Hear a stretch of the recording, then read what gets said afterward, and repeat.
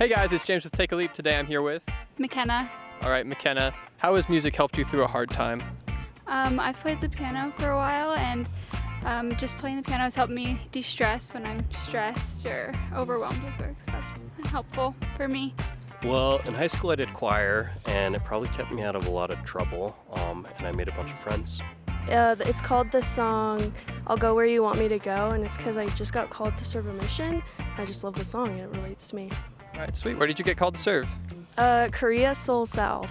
I think that's crazy. My grandma's from Korea, so good luck. I hope that you have a great time. Thank you. It's helped me to refocus and just to get outside myself, and calms me down. One time, I was with my friends and they were kind of ganging up on me. So I just put in my earbuds and I listened to one of my favorite songs, Die For You by Joji. And I just felt so calm and at peace, and it really helped me. The song Something Just Like This by the Chainsmokers. That song just reminds me that I don't need to be a superhero.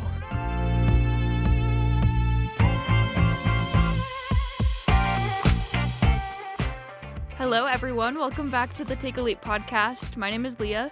And I'm James. And today is a Friday. What are you up to today, James? I'm at some school, at some class, and now we're here to have a wonderful interview with Kay Anthony. Yes, Kay Anthony is from Jamaica. He's influenced by the island music, and you can hear his love of R&B. His songs are well crafted with lyrics front and center with a decidedly optimistic tone. I love that. He is honored and humbled to have appeared in Forbes Magazine and to be a 2021 JUNO Award nominee, the 2023 GMA Gospel Artist of the Year, and the 2024 JUNO Award recipient for Contemporary Christian and Gospel Album of the Year. It's quite the resume. For sure. Kay, how are you doing today? Hey, thank you guys for having me. I'm doing fine. Nice. Currently in grad school, so I can feel it when you said you had classes earlier. Yeah, definitely. Where are you speaking to us from? I'm currently in Michigan. I'm attending Andrews University in Berrien Springs. Oh, cool. I'm from Wisconsin, so right next door. Oh yeah, cool. Is it really cold up there right now? Is it all wintry and snowy in Michigan? Today's pretty warm. Yesterday, what's crazy, it snowed a whole lot. And it's pretty nice today. Sun is out. I can take that. It's 30. The few days before that, it was in the lows, and so that was pretty cold. Yikes. Well, there you go. I'm glad that the sun is out and we're here to have a wonderful conversation today. And we kind of want to jump into things, right? You say you're in Michigan right now.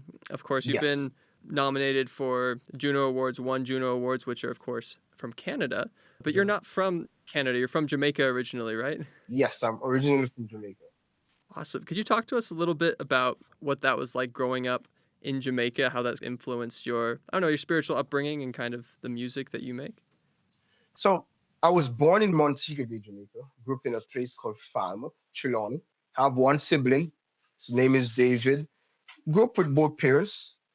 Godly home, Christ-centered home. And that's where my love for God was developed.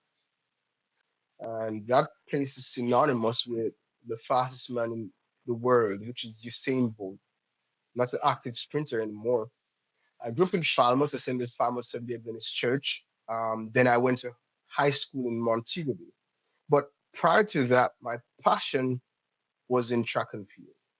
Not for what people have come to know me for. I was very good at the sprints, 100 and 200 meters. And so I was offered quite a bit of scholarship for that. But my parents thought that I was too much focused on track and field and possibly wouldn't focus on the academics. And so it was their idea to send me off to a private institution, Christian institution, that is. And so that's where I went to high school. It's called Harrison Memorial High School. It's in Montego Bay. But during the time, I would say just before attending Harrison, I found myself in a very interesting situation. Disobeyed my parents. Went to the beach and I almost drowned. And so that was my first encounter with who God is, because it was my first time I actually had to call on God for myself and not through my parents having worship. And so that's a bit about my background. I'm passionate about track and field to this present day, very much aware of the ins and outs of the track and field landscape. Awesome. I love that. And You mentioned that experience that you had when you first felt you had to call on God, like when you felt like you almost drowned, like had that experience, which would obviously be a scary, scary experience. Can you talk to us more about what that was like? Has that kind of influenced any of the songs that you've written or kind of things going forward? How did that impact your spiritual life? I would say that specific point of my life was very pivotal, very hot evening, and my friends influenced me to go to the beach. I knew better not to, but I went. And telling difficulty, realized that I was literally going to die. All I could remember is the fact that the preacher had preached probably a week prior that if you're ever in difficulty, you can call on God.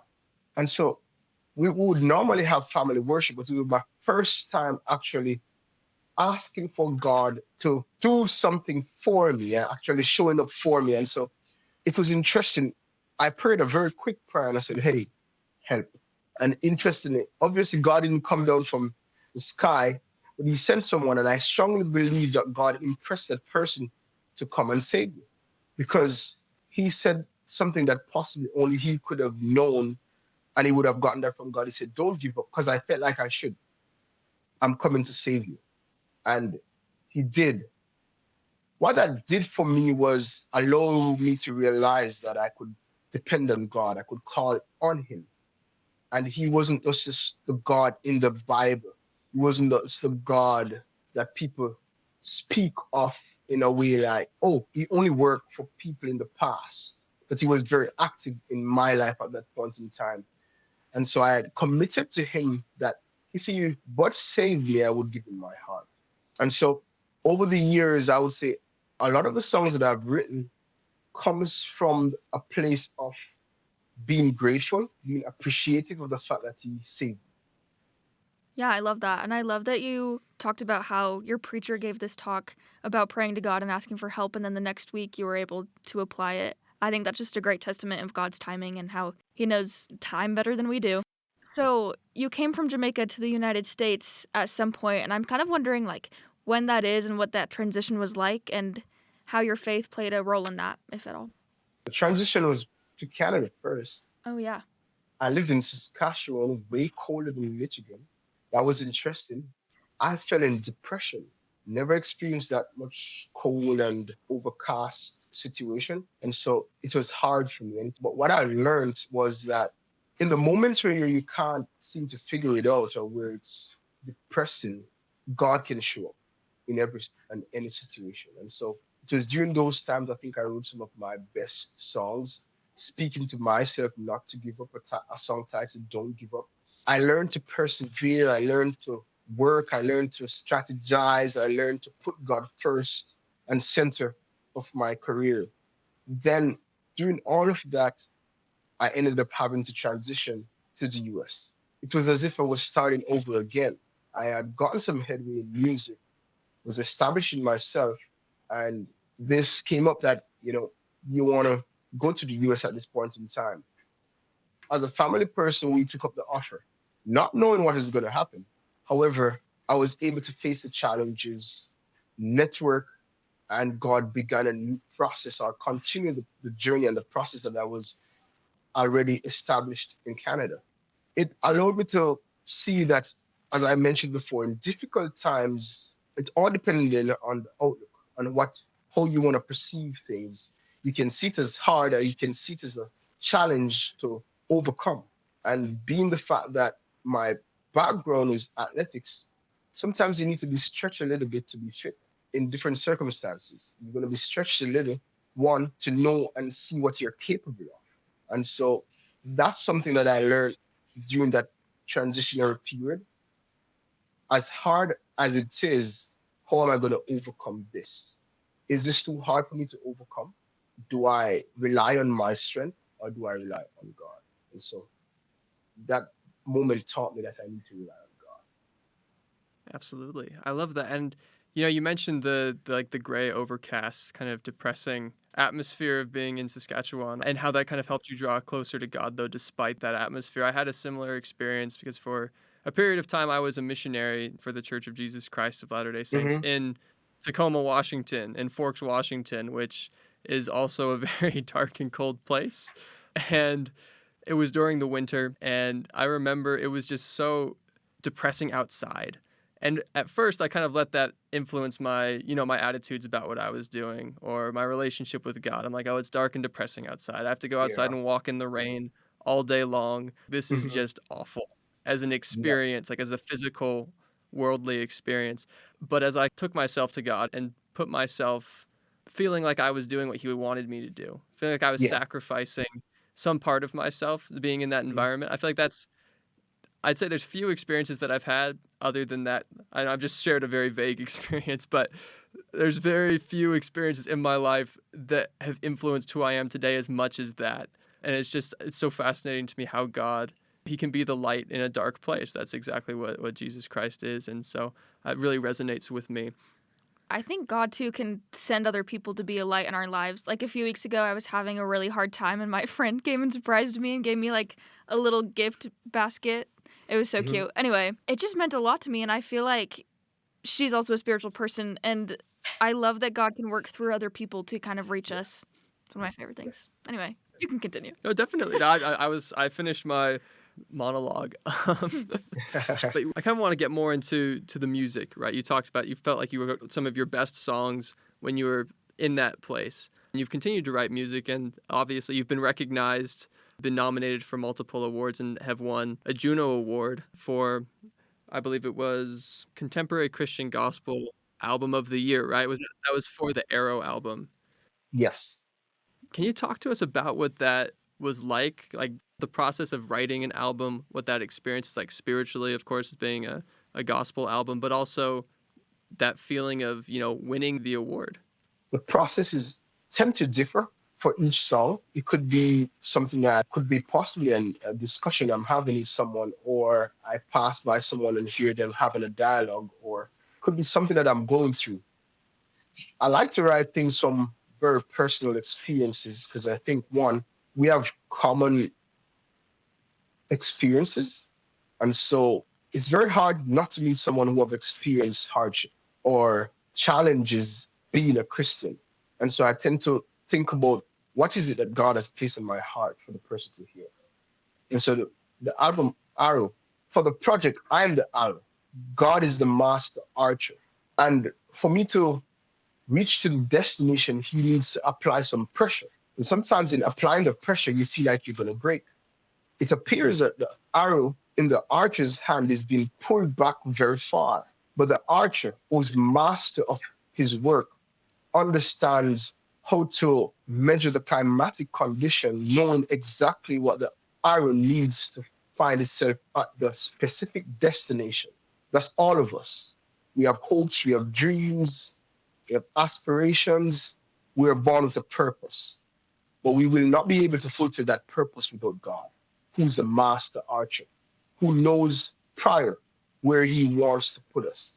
And so the album itself is speaking about God and you submitting, I submitting to him, allowing him to direct our lives. And our lives are filled with all these atmospheric issues. A day of laughter, tomorrow could be sadness. A day of walking in the valley, a day of walking on the mountaintop and having all these experiences. But it doesn't matter what's happening. It doesn't matter where you are, where you are on this journey. He is with you and he's capable of navigating all of what's happening. It was a surreal moment. Put in a lot of work, but I've never thought about winning. I never thought about would I ever win such a prestigious award. Most persons who are listening who's not familiar, the JUNO Awards is the highest achieving award in Canada. It's pretty much very much similar to the Grammys of the US. And so to be nominated is a big thing. I was nominated before, some probably in 21. And then to win in 24, being there, I was blown away. I was able to reflect and look back on where God has taken me from. And so for anyone who is listening, if you're confused about what's happening in your life, just picture yourself being in God's hands. And everything might not appear to be perfect at this point in time, but that's okay.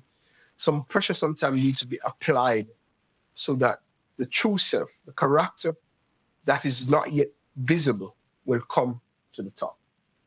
Yeah. I love the analogy of the arrow and the archer. That's so cool. And what you're talking about, like using a personal experience to relate to a larger audience, is also something that I talk about a lot in like creative writing classes or just writing classes. Like it's most interesting for other people to read about your story, but if they can't relate to it too, then it's kind of they're like, okay, well that's cool, but nothing I can do. So I think you're killing it. Great job. That's perfect. Yeah. So you won this JUNO Award in 2024, and I'm wondering kind of what the response to your music has been. Like, do you have some super dedicated fans, people that are like, this is great, this is exactly what I've always wanted more of in music? The biggest blessings that I've received is persons probably sending a message and say, hey, this song helped me through the day. I have thought of suicide, and something you said in the song has caused me to contemplate not to. So for sure, persons have always reached out even before I've ever been awarded. I think that's one of the things that kept me in music, because it can be hard as a creative person. There's thousands of people in the world doing music, and so just to get the ear of any person is a blessing. Yeah, for me, there have been some attention after winning. I've done various interviews with major platforms. I've done an article in the Forbes, as you had mentioned, as you were reading about my background. And I see it, for me, simply just as a way to, how can I be used by God to touch lives? Not more so to think about me and how can I acquire wealth and focus all the attention on the gifts that God has given to me. But truly, how can I bring the message of Jesus Christ to a dying world? Absolutely. You mentioned that those songs, or that some of your songs have had a powerful impact on people. And I listened to some of your music. I watched the free music video, which of course has some powerful imagery in it. It's very beautifully made. The cinematography in it is just really beautiful. You should check it out, Luke. Thank you.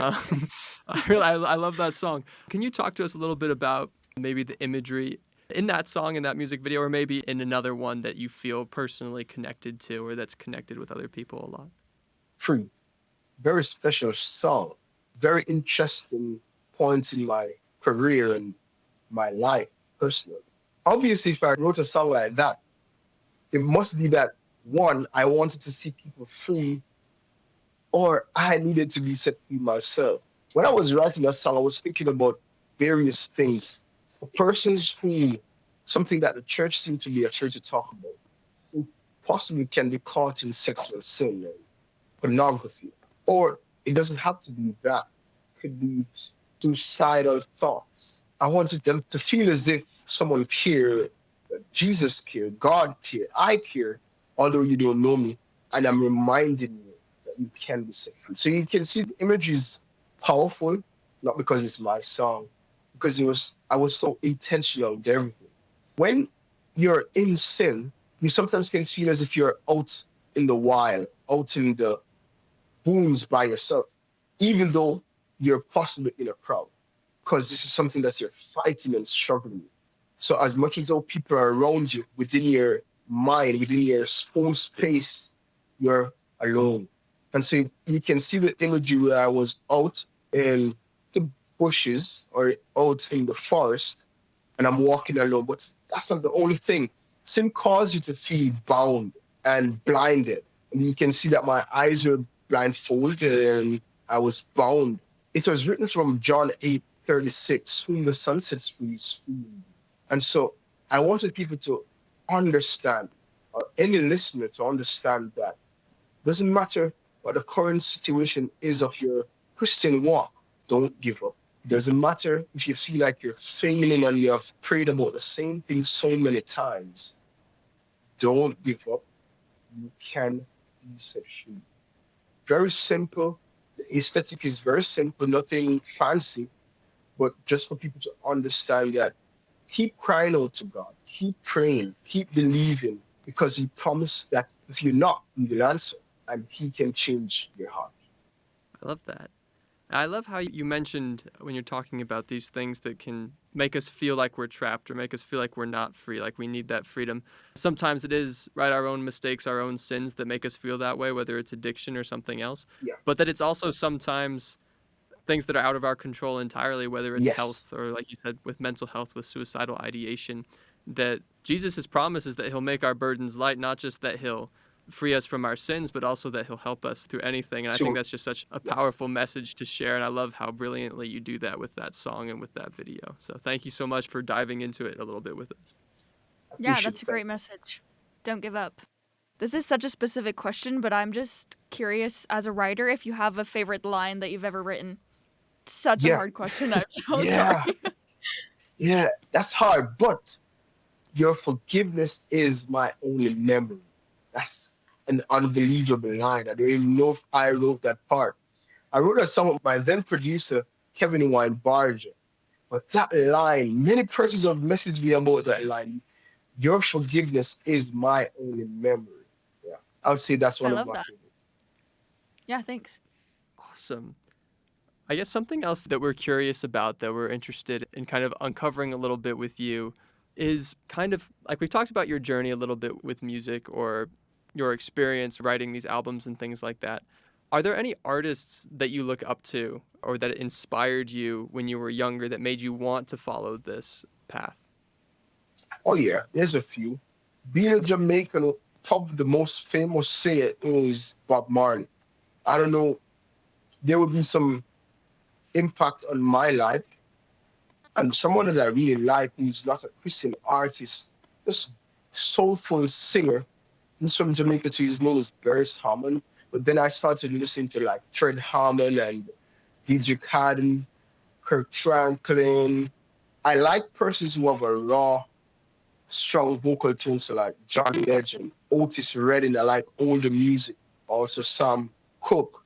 And so all these persons, but I'm also influenced by friends that I grew up with who were singing before me or at the same time. Because if they have good intonation or they're more skillful when it comes to ornamentation, like slurring and stuff like that, I like that. And then I love classical music because my background was classical music. I studied music prior. So I'm like a bowl of stew where you fuse different things and try to put in the right herbs to get a nice taste. Because I like classical music and I like CCM. I like some types of reggae and R&B. And so all of that is like a melting pot. Yeah, that's a really good background for like your past and then why you got into the music that you did. I'm wondering what the future holds for you because you've accomplished so many things already. Are you working on other albums? Just, I don't know. What do you have in store? The future holds. I actually have an album right now. Mm-hmm. Although I dropped an album in October of 2024 titled Miracles. I have an album now. It's if I play it for you now, you'd think that it's done, but I need to get in the studio to actually record because what I have now is just the writing and the basic instrumentation. And I'm asking God, what are you gonna do with this? You know, it's a process where I'm praying and I'm seeking and asking him for direction and how he's gonna do all of this together. So what the future holds is a very interesting question. I'm in grad school. I never planned that. I had an interest because all I saw in my life is that I would be touring. I enjoy meeting people, speaking to people about God and sharing my experience. So it's hard to say what I see happening for me within 2025. What I would like is to do more tours, although it's hard to balance grad school and touring. And I love the creative process. You'll probably see that I do some Afrobeats also. That's very intentional. Is that for me, I need to speak to people from different backgrounds and try to tap into that creative space where I can express that side of me also. What I want is for 2025 to be a successful one in me bringing the message to people from all over. So that's the plan. The plan is I would have probably finished this project within this month. So probably won't happen until next month. I'll get it done and then roll it out. But it's interesting. It's a powerful project. Why? Over the last 2 months, 3 months, I wasn't well. It was good because it allowed me to reflect on life and family and really put more things into perspective that, one, life sometimes is catch you off guard and will you be ready? because I was feeling so terrible. Have I given enough? What more would I want to give? And the songs written during that time is really pouring up my heart to God and pouring up my heart to the audience, encouraging them to give up their best and to surrender. And so I can't wait for people to hear this project. It's going to be interesting, and I can't wait to perform it. Yeah. I can't wait to hear it. Yeah, we're excited.